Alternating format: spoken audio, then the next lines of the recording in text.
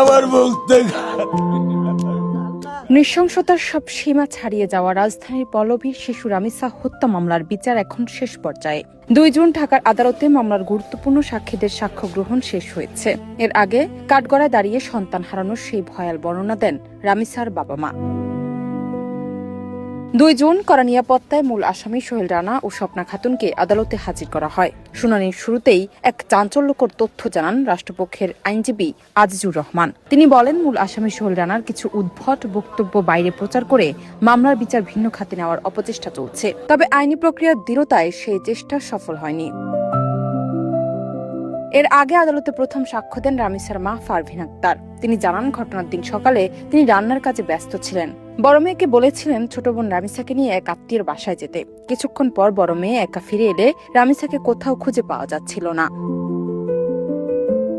পারভিন আক্তার ভবনের বিভিন্ন তলায় খোঁজাখুঁজি শুরু করেন। এক পর্যায়ে 3য় তলায় আসামিদের ফ্ল্যাটের সামনে গিয়ে দরজার নিচে রামিসার জুতা দেখতে পান তিনি, কিন্তু বারবার দরজা ধাক্কা দিলেও ভেতর থেকে কেউ খুলছিল না। তার চিৎকারে ভবনের লোকজন জড়ো হয়। পরে দরজার ফাঁক দিয়ে মোবাইল ক্যামেরায় দেখা যায় ভেতরে আসামি স্বপ্না খাতুন হাঁটাহাঁটি করছেন।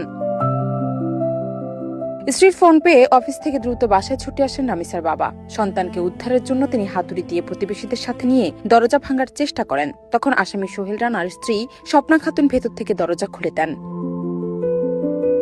ভেতরে ঢুকতে বাথরুমের মেঝেতে রক্তের দাগ দেখা যায়। হৃদয় বিদারক জবানবন্দিতে বাবা বলেন, তল্লাশির এক পর্যায়ে ঘরের একটি স্টিলের খাট উঁচু করতেই সবার চোখ চরক গাছ হয়ে যায়। খাটের নিচে বালতির ভেতরে রাখা ছিল শিশু রামিসার বিচ্ছিন্ন মাথা। কলিজার টুকরো সন্তানের এই নৃশংস দশা দেখে মুহূর্তেই জ্ঞান হারিয়ে ফেলেন বাবা। আদালতের কাঠগড়ায় দাঁড়িয়ে থাকা স্বপ্না খাতুনকে দেখিয়ে মা পারভিন আক্তার বলেন, ওরা ওই সময় বলছি বোন দরজা খুলে দে। একই সঙ্গে প্রধান আসামি সোহেল রানাকে দেখিয়ে তিনি বলেন, ওই ধর্ষণ ও হত্যা করেছে। জেরাকালে রামিসার বাবা দৃঢ়তার সাথে বলেন, আসামিদের সাথে তাদের কোনো ব্যক্তিগত শত্রুতা ছিল না।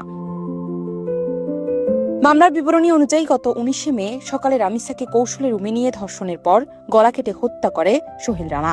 20 মে আদালতে নিজের অপরাধ স্বীকার করে জবানবন্দিও দেয় সে। এই মামলায় রামিসার বাবা মা, বন তদন্তকারী কর্মকর্তা সহ মোট 16 জনের সাক্ষ্য গ্রহণ শেষ হয়েছে। সাক্ষ্য গ্রহণ শেষে রামিসার বাবার পক্ষের আইনজীবী ওমর ফারুকী গণমাধ্যমকে জানান, সমস্ত তথ্য প্রমাণ ও সাক্ষ্য অনুযায়ী রামিসার মামলা প্রায় প্রমাণিত। আসামি পক্ষের আইনজীবী উনিও যারা করেছেন, যারা করে তাদেরকে তাদের বক্তব্যে কোনো কিছু তারা খণ্ডন করতে পারেন নাই, এবং তারা ঘটনা যা দেখেছে, যা ঘটনা ঘটেছে, যে অবস্থা যে অবস্থায় দেখেছে সবকিছু আদালতে বিশদভাবে তারা বলেছে। এবং আমরা মনে করছি যে পাবলিক সাক্ষীর মাধ্যমে মামলা